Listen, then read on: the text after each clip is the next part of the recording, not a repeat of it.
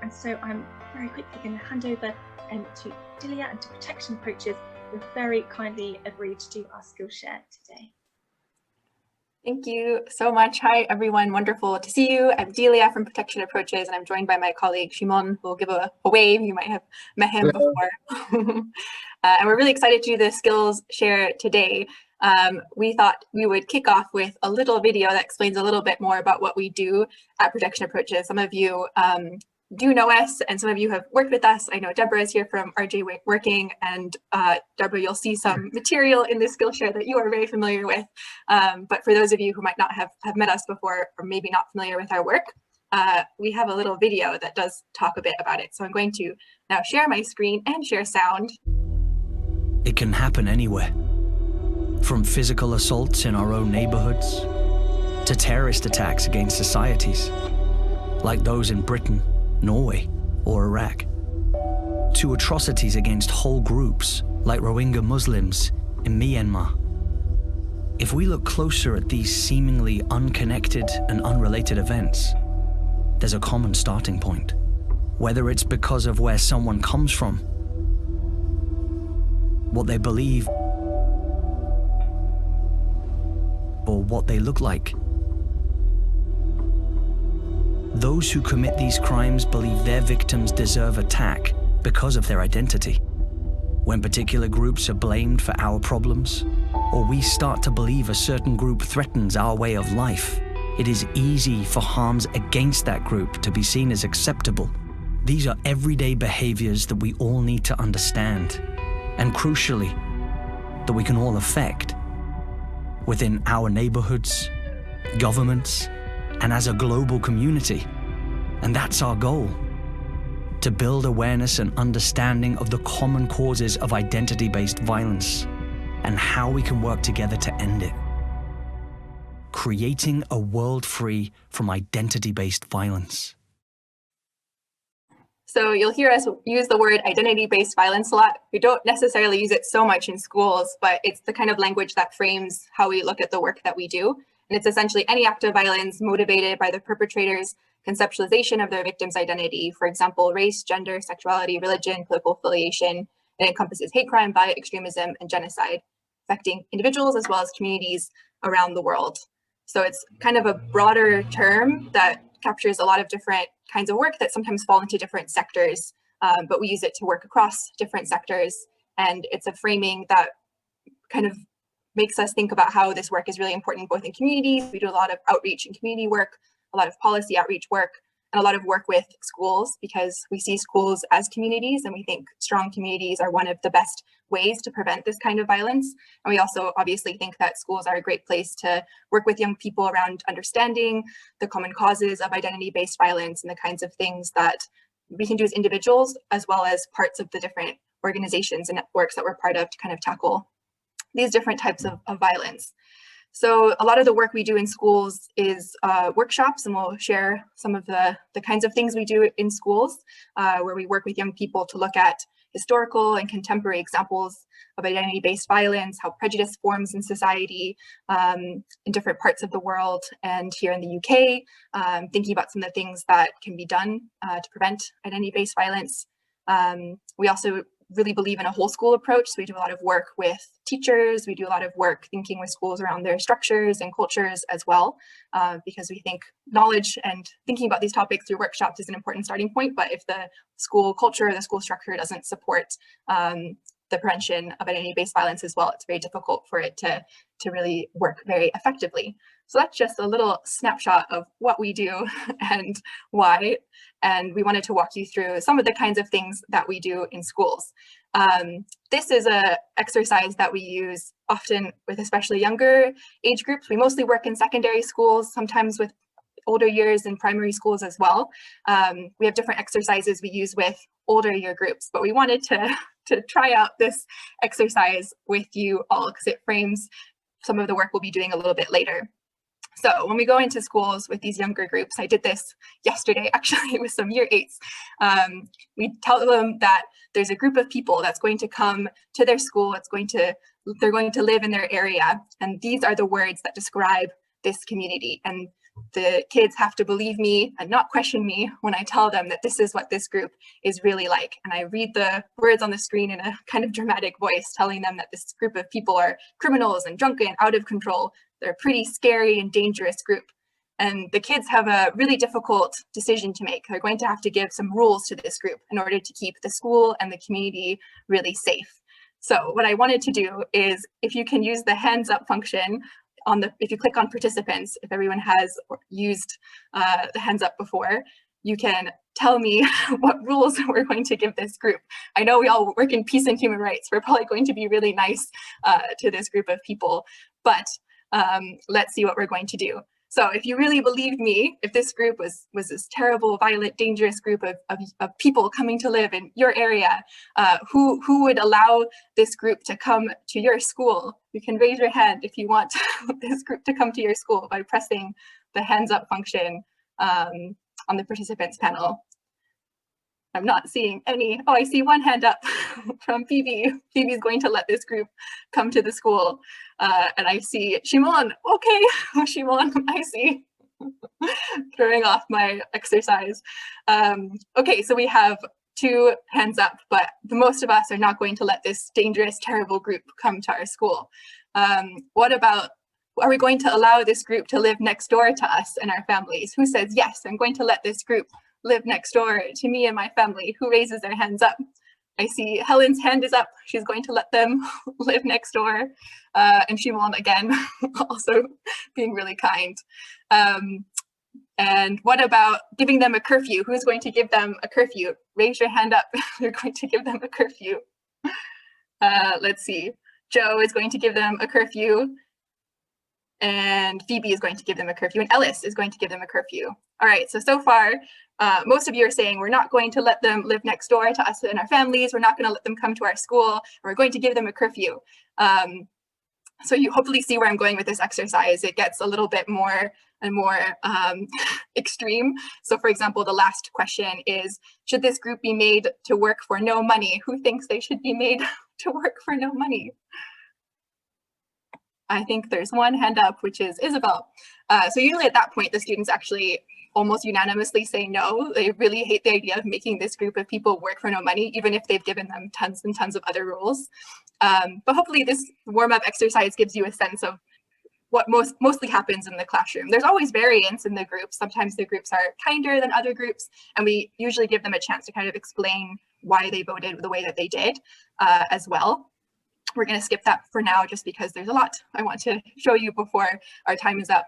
But it's just an exercise to get them thinking about, like, how would they treat a group of people if they were really told that this group of people was really dangerous and a threat to their society. And then I tell them that these words were actually taken from UK headlines describing a group of people that live in the UK. So they describe a real group of people. And then, I show them that it's about young people. UK teens worst behaved in Europe. Half of British adults are scared of children who behave like feral animals. And usually at this point, the kids are gasping and they're like, no, this is not what all young people are like. And then we have a conversation around what this might mean if there was someone who only had this information about young people, and that this is all that they knew that young people were like, and they took this information at face value. What kinds of decisions might a person like that take? Might they want to impose rules on a group of people when they really truly believe that they were feral and wild and out of control? So it's an exercise that gets the students thinking about, like, the information that is around us, how we take it at face value or not, but also around meaningful interactions with people. Because of course, if someone had kids in their family and knew young people in their life, it's a lot easier to reject this kind of information as being the whole truth, because you know what this group of people might actually be like, or it's easy to see that this is sensationalized, or that this is kind of maybe blowing things out of proportion. So it kind of helps us frame a little bit around where particular ideas about communities come from, and the fact that some communities do get treated differently because of not only the media, but a host of different things that come together to create stereotypes and potentially discrimination against that group as well. So what we wanted to do now is to share with you one of the more recent stories that we shared in schools. So how we run our workshops is that we usually have a warm-up exercise like this. When we work with older year groups, we might use something like a perfect community exercise where we have them think about what a perfect community looks like and kind of discussing that as well. And what we do then is we tell a series of different stories, both historical ones and more contemporary ones, looking at examples of when some form of identity-based violence took place and looking at the perspectives of perpetrators, victims, rescuers. We don't always use those terms, but we look at different roles people occupied during those times. We take a particular look at the perpetrator in the story to really understand what kinds of things were influencing them at that particular time, where stereotypes might have come from, or where a sense of impunity that they could get away with what they did came from. And the story we wanted to share with you is one that we did most recently with RJ, working actually around Holocaust Memorial Day. We ran a lot of workshops throughout the winter and spring with schools around Holocaust Memorial Day, because it's a time that lots of schools are looking to mark a particular event in time. But we do work with schools around all kinds of different issues and adapt the stories based on their needs as well. So we just wanted to show you some of what we do. I'm going to cut through a lot of the kind of context that we usually give for the schools, just so that we can show you how we do the kind of understanding the perpetrator bit. So we tell them about what happened during the Holocaust, especially if they haven't had as much of a chance, of course, to understand the history. But then we tell them a story of a particular perpetrator. This man's name is Oskar Gröning, and he went on trial just a couple of years ago. He was also called the accountant of Auschwitz. He was someone who worked at Auschwitz, not in a role where he was in charge of any of the mass killings, but he did take money from people who entered the camp. So basically stole money from Jewish people and others who entered Auschwitz. So we show a little news clip about what happened to him just a few years ago, and I'll show that to you now. Oskar Gröning arrived at the German courthouse to face his accusers and his past. The 93-year-old is charged as an accomplice in the murder of 300,000 Holocaust victims, including the parents of Canadian Haiti Boehm. She was 16 when she and her family were sent from Hungary to the Auschwitz concentration camp. It's a gift of fate for me to be able to look at him, to see him in court. A former bank teller turned Nazi SS officer, Gröning became known as the accountant of Auschwitz. His job to collect and count money confiscated from prisoners. Behind these gates, he witnessed the horrors of the Holocaust, but says he never took part in the killings himself. For that reason, he testified today, he is morally guilty, but not criminally responsible. So this is a picture of Oskar Gröning when he joined the SS. And at this point, we usually tell the students a little bit more about what we know about him, that he was born in 1921, and in lots of ways he had a very normal upbringing for the time. His dad had a successful textile business. He was doing really well at school. His family did hit some hardship when his dad's business went bankrupt, but he went to work in a bank, rose up in the ranks really quickly, started working there when he was 17, and when he was 21, he and many of his colleagues joined the SS, and he went to eventually be stationed at Auschwitz, where he became an accountant. So he started counting the money. And what we know about Oskar Gröning is that he knew about what was happening at Auschwitz. It was very evident to him what was happening. And sometimes he disagreed with the methods of mass murder, but he was completely okay with what he saw around him. He believed in the genocide that was taking place. So the question that we have for young people, what we have them then discuss in small groups, is what got Oskar Gröning to that point. It didn't just happen overnight that he suddenly got to Auschwitz and thought it was okay that a mass murder was taking place. What kinds of things influenced Oskar Gröning? How was he taught to hate people because of their religion or because of their race? What got him to that point? So what I thought to do now is to turn that question to you and put you in small breakout rooms and have a quick discussion, maybe 6 or 7 minutes, where you talk in your small groups about what you think might have been some of those factors that influenced someone like Oskar Gröning. What influenced him? Who taught him to believe in particular ideas and stereotypes about Jewish people to the point that he was okay with a mass genocide, a mass murder taking place. And we're going to do this using one of my favorite online tools, Mentimeter. So what I'm going to do now, before I send you into breakout rooms, is share with you a Mentimeter link. I don't know if you've all used Mentimeter, but I have been using it so much during this last year of lockdown because it's a great way to kind of capture some thoughts on an online form. So if one of you or all of you actually can open that link before you need to go into breakout rooms, then one of you can be the scribe and write down some of the different ideas that you have on that Mentimeter link, and it'll pop up so I can share it and kind of show all of your thoughts when we come back. So again, the question is, what kinds of things might have influenced someone like Oscar Groening? What might have gotten him to the point where he believed it was okay that a genocide was taking place basically under his watch? What things might have influenced him and taught him over time? And now I'm the master of breakout rooms. I'm going to recreate rooms that you guys can have an opportunity to meet some new people, hopefully. I think this will work out. And I think I can give you a time as well. Yes, I can give you a time. All right, we'll give you 6 minutes. So it's not a super lot of time, but hopefully enough to get your conversation started. And don't forget to write things in the Menti link as well. Is everything clear? Any questions? Good, all right. Open the rooms. Welcome back. Is everyone back? I think. Seems so, 19 people. Yeah, I think everyone's back now. Welcome back. I'm going to share the results of your Menti brainstorm. If I can find it, here we go. So my favorite way to use Menti actually is their word cloud, but I asked you too big of a question to put on a word cloud. So this is how it will pop up. So let's take a look at what you have put in the Mentimeter.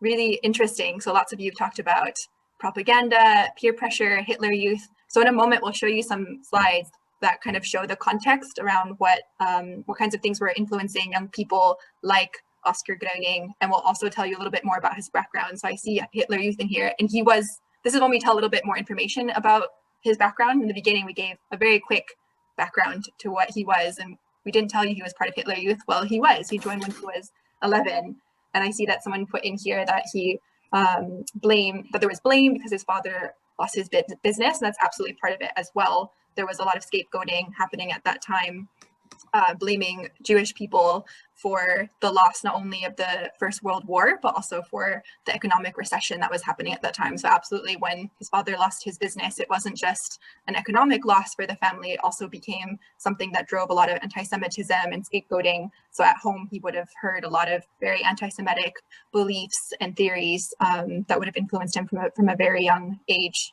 Yeah, again, I see lots of mentions of media and propaganda. Reporting would have influenced his opinion, especially given his age. Yeah, he was very young. He was 17. He joined that bank, and many of his colleagues at the bank were considering joining the army, already joining the army. So he would have been around a peer group that would have influenced him from a young age as well. Any others that you want to pick out, Szymon, from here? No, I'm happy with what you commented on. Great. I think that you guys have picked up on lots of really good things. I don't think we have time to go through all of them, and we'd love to discuss as well. But I think we're going to just show you now some of the things that we talk about with the young people, which really point to many of the comments that you've made here in the Mentimeter. So I'm going to hand to Szymon, who's going to share with you some of that once I figure out how to share my slide again. The struggle with Zoom, Dilia. For some reason, my brain has just stopped working, and I'm looking for the share button, and I found it. No worries, right. Dilia. Here we go. Thank you, Dilia. So at this point, we talk to the young people about propaganda and about how the news spreads. And it can be done through newspaper, radio, television. Now we also have social media. Of course, social media did not exist before, but you kind of get the idea that political parties and different groups can spread their messages through the radio and newspaper, which is exactly what was happening. And then we go through a few slides and we explain the pictures to the young people, how this was done. So this is the first one. This is a Jewish word. This is an example of propaganda, something that the Nazis used a lot during the Second World War. We see here a worm sitting on top of the word. It is a really, really disturbing image. What the Nazis were trying to do, they were trying to make it seem like as in Jewish people were worms, insects taking over the word. You can see the caption, "The Jewish worm makes his move." The Nazis would use propaganda everywhere, in the streets, in the news, just to convince people that the Jewish people are different, they are threat. The Nazis tried to represent Jewish people as monsters, as something really scary. Therefore, the big noses, huge eyes. And I could go into details, but I know we don't have much time. But basically what we do, we kind of like go through the pictures and explain a little bit more. The next picture is a board game. And we usually ask young people, like, what board games were you playing when you were little? And they usually came up with something like Monopoly and other games. Whereas we showed them that game, and the board and the goal of the game was to get Jewish people out of the city, away from the German people. So if you start to think of the impact of that, if a board game is teaching kids that they should get Jewish people out of the city, it's telling them that Jewish people don't belong in society. They shouldn't be living next door to them. They shouldn't go to school with German children, and people would start believing at early age that Jewish people are somehow different. Dilia, can you bring the next slide? That's a newspaper. So the image is supposed to represent a Jewish person, but it looks like a monster. It's something scary. The Nazis did that on purpose in order to make Jewish people seem like a threat to society, a danger. The caption in German, and Dilia, correct me if I'm wrong, the caption in German reads, "The Jews are our bad luck." There is a Star of David on his forehead. That's a symbol of Jewish people, just to make sure that everyone who reads this paper knew that the picture was meant to be a Jewish person. We also can see the date this was published. It was 1936, 2 years before the Second World War officially broke out. This shows us how the Holocaust did not start overnight, but began years before. Ilya, can you bring the next slide, please? Another picture, Hitler Youth. So here's a picture of Hitler Youth. Hitler Youth was actually modeled after the Scouts to do things like play games, type notes, go camping, but they also taught Nazi political beliefs. You can see Adolf Hitler himself on the picture. The boys are smiling at him. They would have seen him as a leader, as a role model. They would start to believe in the ideology. They believe that Jewish people are not as good as German people at a very, very, very young age. And we know from Oscar Grüning's story that he joined Hitler Youth quite young. And there is another picture. So that's a picture of a classroom. From this time period, which is classroom, school, was also used to promote Nazi ideology. In this photograph, we see young children doing the Nazi salute, a symbol that was used as a greeting to show obedience to the Nazi party and to Hitler. This was also happening at school. Teachers were teaching these beliefs to students. They were teaching kids that Jewish people are somehow inferior, different. Jewish teachers, as far as I'm aware, were no longer allowed to teach. From all these examples we have just discussed, propaganda, media, school, we can see how the Nazi party created the conditions in society for millions of people to view Jews people as somehow different, inferior, and even dangerous. And we go more into depth and we explain quite a lot about this. I give my personal stories, being born in Poland as a Roma, so gypsy boy, hanging out with my friends when I was little, but then somehow they started to call me names. So we kind of try to explain how different news young people are bombarded can influence their behavior and their beliefs. Dilia, I hand over to you. Thank you. Yeah, so we try to root a lot of these examples in in things that we can talk about from experience or the work that we do. We also tried to keep bringing them back to the first exercise that we did as well, reminding them like how easy it was for them to start treating a group differently because of something that they were told. And it was just something that they were told once by one authority figure. And then to imagine if there were so many other factors influencing them kind of beyond media and beyond their parents, if there was this whole kind of environment enabling the hatred of a group of people, building on a very age-old idea of anti-Semitism as well. So that's just really quickly how we then explain the different processes that influenced someone like Oscar Gröning and got him to that point where he thought it was okay. Also really quickly, just wanted to show you some of the kind of like backdrop to how we think about these things. We talk a lot about risk factors, protection approaches, the kinds of society-wide and individual risk factors that can drive identity-based violence, like times of crisis, intergroup tensions, perceptions of grievance and threat, normalization of hate speech. We don't necessarily talk about these in our school visits, but this is the kind of like research base that informs how we think about how identity-based violence forms in society, and how we kind of think about the different examples that we use in schools and think about the individual as well as societal and structural risk factors for identity-based violence, and trying to find examples both historically and more contemporary examples that help young people understand that a lot of the common causes of identity-based violence are very similar, even though the victims might be very different. The processes that influence perpetrators are often very, very similar. I don't think we have time to go into this, but we also talk about other examples of contemporary hate. So for example, we talk about Islamophobia. This is an example of a young man who experienced a very terrible Islamophobic hate crime in Durham a couple of years ago. So in some cases, we share his story and think about the impact that the hate crime had on him. There were a lot of bystanders in this situation. So we talk a bit about what it means to be a bystander in different ways. And we also talk about the perpetrators and what got them to the point that they thought it was okay. Again, talking about the media environment at the time, sharing some of the headlines that were around at the time that would have influenced someone like the perpetrator in this story to think it's okay to believe in these Islamophobic beliefs and to buy into these narratives. We also talk a lot about other factors beyond the media that might get someone to the point to be able to buy into media beliefs or particular perceptions. It's not just the media, there's other factors happening as well. But these pictures illustrate kind of the public discourse at the time, and it brings us back to that first example that we did as well when we looked at the media headlines of young people. Then we, especially in our Holocaust Memorial Day workshops, we end with a story of resistance or a story of hope. This is the story of Nicholas Winton, which I'm sure many of you have heard about before. He's someone who was very active in rescuing many young people from Nazi-occupied Czechoslovakia. He ended up rescuing 669 kids by organizing transportation and money for them. And it's quite a remarkable way to end the story, because we started looking at Oscar Groening and two men growing up in very different countries.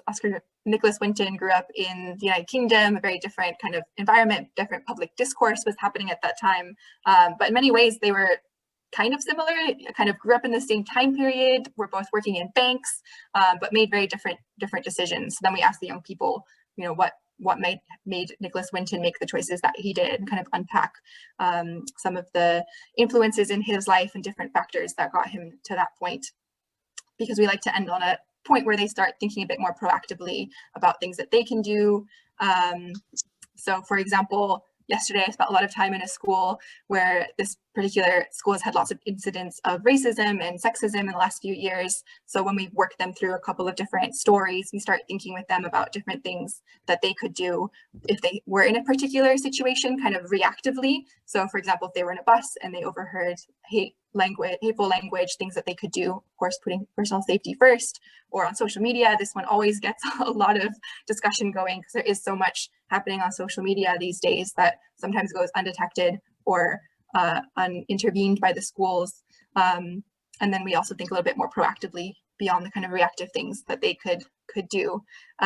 So that's really just a very quick overview of examples of the different kinds of work that we do. And I think it kind of gives you a sense of the flow as well, how we think about like a warm-up activity that gets the young people thinking a bit about the context that we're in right now, looking a bit at a historical example, bringing it to the present, and then thinking a bit more about what it means to be a positive citizen in a world where there is still a lot of discrimination and prejudice, and thinking about different things that they can do to both react in a moment of hate or prejudice, or think more proactively about kind of deconstructing some of the institutions or situations that enforce prejudice and discrimination today. And that's really quickly in a nutshell what we do. And I'm sorry we rushed through some parts, but I'm mindful of the time and don't want to take up any more. But I'm happy to answer any questions if anyone had any that we can answer.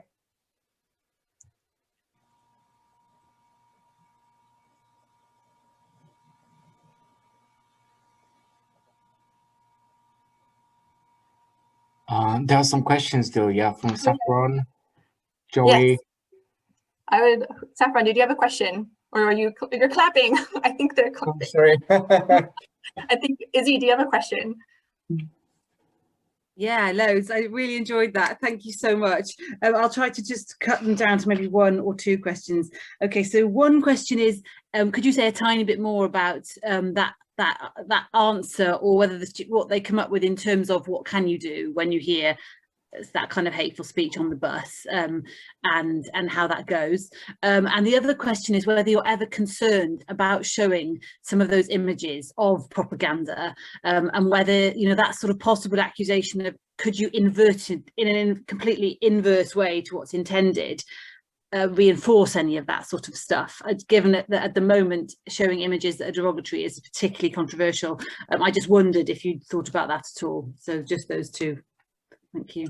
Yeah, really good question. So for the first one around what can you do, we have a really interesting discussion with the young people, because the particular situation on a bus, I think a lot of people, they have either two kind of gut reactions. One is the kind of freeze response where they're like, oh, I wouldn't do anything, like, what could I do? Or they have a fight response where they say, oh, I'm going to go up to the man on the bus and tell him he's wrong, or, you know, tell him, you know, what I think. And then we try to have a really nuanced conversation with them around the risks of both of those reactions, as well as the potential positives if the situation was different. In this particular situation, they're children, and this man on the bus could become very aggressive. So probably the best thing to do is not to speak to this man on the bus. Probably the most mature thing to do is to tell the bus driver or to call the police if it does escalate, because that's doing something, but it's not necessarily putting yourself in harm's way. We talk a lot as well about what kinds of things they could do if they wanted to do something a bit more than that, like saying something kind or comforting to the victim, because that's often one of the best things you can do with all of the work we've done with hate crime victims. The bystander, no one intervenes, no one says anything. It amplifies that sense of like isolation and hurt for that person. And then we do talk a little bit in other examples around, like, if someone does say something hateful, what are the things that you could say if it was safe? For example, in the next one around Twitter, it's a school situation, it's a colleague. So that's probably someone you could speak to.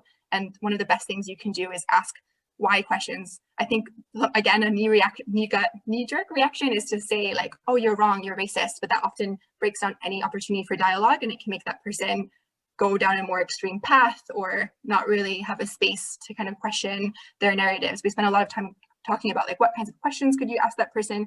Is it your responsibility to ask them anything? Like, what if you're victimized by that language? Is it then your responsibility, or is someone else going to step in? So we try to create lots of space for nuance. There's not a black or white response for them, thinking about safety, thinking about harms, but also thinking about constructive and kind dialogue, especially at the young age that they often are. There's a lot of space for kind of questioning their beliefs and potentially misinformed views. The question about propaganda is also a really interesting one, and one that we spend a lot of time thinking about. Andy, who's the one who designed a lot of the content for HMD, has worked as the head of education at Holocaust Memorial Day Trust. So he's probably the best person to ask around showing examples of this. What I can say from the workshops that we've done, that we spend a lot of time deconstructing that image and talking about the stereotypes and the harmful imagery in there. So it's very clear that this is not an image that is in any way something to be laughed at or made replicable, to really deconstruct what it's trying to portray, so that we really cover all our bases in terms of it being seen or being interpreted in a different way. But I think it's a really good one to ask, and if you want more info on that, I'm sure Andy could have lots of more nuanced things to say on it. Great. I see Helen's hand is up too. Helen, do you have a question? Yes, thanks. I'll just take my hand down. There's been quite a lot of debate recently in the media about whether gender-based violence is a hate crime, misogyny is a hate crime. I was just wondering if you can be classed as hate crime, whether you do work around gender-based violence as well. Yeah, that's a really good question. That came up in the school visits I went into. It was such a huge discussion because of everything that's happened with the murder of Sarah Everard and what happened in the US as well around the Atlanta-based shootings. So young people are really thinking and talking about it. So we did discuss it with them a lot. In terms of work around hate crime, we do a lot of hate crime prevention work, and especially around COVID-related hate. We have been doing a lot of work, and Szymon can talk more about that as well. So yeah, gender-based violence has factored into it. We've been working with the Law Commission around rethinking the protected characteristics under hate crime, because gender isn't currently covered, but I think they're considering now adding misogyny as a hate crime, and police are now recording it not as a hate crime, but they are recording it, which they haven't done before. So that's something that we do a lot of thinking and work around in our outreach work with community, but also have kind of started to weave into our school work a lot more because it's such a part of the public discourse at the moment too. Did that answer your question? Thanks, yes, thank you. Great. Any other questions from anyone? Can I just ask a sort of practical question about if you were running a session like that, how long the session would last and whether it differs according to age group? Yes, it varies a lot. So a lot of the Holocaust Memorial Day sessions that we did were between 1 and 2 hours long. So if we did a 1 hour one, we would look a lot more at the kind of the drivers of identity-based violence. We like to have 2 hours or 1.5 hours because we can think a lot more then about both the drivers as well as the kind of more prevention-based things that young people can do. So for example, I've been working in a school the last week and we've been doing 2-hour sessions, which has been intense, but really good in terms of all the things that we can cover. But it really just depends on the timetable, the year group, the ability, like there's just a lot of factors. So it varies a lot. So I'm really used to kind of chopping the workshops in lots of different ways, depending on the school needs and timetable and everything. But I do like having more time just to really go into everything a bit more deeply. Can And yes. Hi, Dilia. I was just thinking, because schools I've worked in have always tended to be in disadvantaged areas. And so there is a stigma about living or working in a particular area. And I know when I moved to Lancaster last year, somebody at a Quaker meeting, actually, when I said where I'd bought a house, said, oh, that's the wrong side of the river. Or whatever. And I just wondered if there was anything about that, because I think then there is almost like a self-fulfilling prophecy sometimes that this is where we're from, so this is how we behave in order to fit in. Again, we're talking about that sort of peer pressure and that herd thing. And I know when I said where I work, people go, oh, why would you work there? So I just wondered if that had come into any sort of consideration. I mean, I don't know how you would deal with it. And obviously very often the low expectation and aspiration in those areas. And I just wondered if you'd done anything about that or anything like that was considered. Yeah, that's also a really interesting and important question. I think not necessarily consciously in terms of how we run the workshops, but it does come up sometimes especially if we have more time with young people and we talk about like zip codes or like postcodes and where they live and the perceptions that they have based on where they live as well. So it does come up during our sessions, but is a really interesting consideration, especially before lockdown, we did a lot of work kind of all over England. So we would be kind of all over the map, so to say, with very different experiences that young people have kind of based on where they live. So I think indirectly, yes, but not necessarily explicitly, but you've raised an interesting consideration. I think in a way, that's part of the follow-up work, that's part of the school's responsibility. So this conversation that Protection Approaches is initiating is a real arrowhead into a much wider understanding of how community can build for different purposes. And so it really does require the staff in the school who know the children, who can build relationships around these issues to continue the conversation that's been so successfully and effectively started. That's my, for what it's worth. Yeah, thank you, Deborah. Yeah, we do really like working with schools in a more sustained way so that we don't just do a workshop and then leave. We like to either help the teachers through training or work with more students or work with organizations like RJ Working, who also do a lot of work around thinking about school culture and things like that. So it's important for us to not just come and then disappear, because like I mentioned at the start of this presentation, so much of this work is about the kind of sustained practice and space for young people to also have a voice in decisions that affect them in the school. Like we really think of schools as communities. So it really takes that kind of systematic approach for these interventions that we have to have a real meaningful difference. We did some analysis of our workshops last year, and we noticed that the workshops made our students more critical. So kind of like they maybe at the beginning before the workshop, they thought they were doing really great things in their school to make it a safe and kind place for everyone. And then after our workshop, they were saying, no, I actually realized I could do more. And it really made us aware that this kind of work needs that space after the workshop to get young people to practice those things, so that it doesn't just become, you know, something in their mind or something that they're just more mindful and critical of. Anyway, I'm mindful of time, but I could go on and on. I just wanted to add one thing on that note, because before lockdown, I was running a project for over 6 months with young people from Newham. So I had the opportunity to really get to know them. So we were doing quite a lot of paintings, drawing, sculpturing, recording videos. And that was one of the purposes, like to create some art. But at the same time, we were trying to find out how people feel about being part of a group, how people feel about their area, if they have any voice. So what was really important for me, it was everything that was between the lines. It wasn't what was on the canvas, but was all the conversations we were having. And young people started to disclose. Obviously, it takes time to build the relationship, and it took me a few months actually. But then young people were coming up to me and they were saying like, we don't feel safe in this area. We don't think like we have opportunity. We don't feel like we have a voice. So what we then did in the second phase of the project was actually facilitating conversations between the young people, what they really wanted to do with stakeholders. We had a beautiful exhibition attended by the mayor of Newham, and the young people had an opportunity to talk to the mayor of Newham about all the issues that were concerning, and we created a dialogue. They needed a space. Sometimes young people want to do something, but it seems so overwhelming to them that breaking everything into chunks and showing them a direction allows them, enables them to do the things they really want. But the first things, it's the most important thing for me is young people need to feel like they are listened to and they have a voice and they can do something about it. Back to you, Dilia. I think that's it from us, unless there's any last question.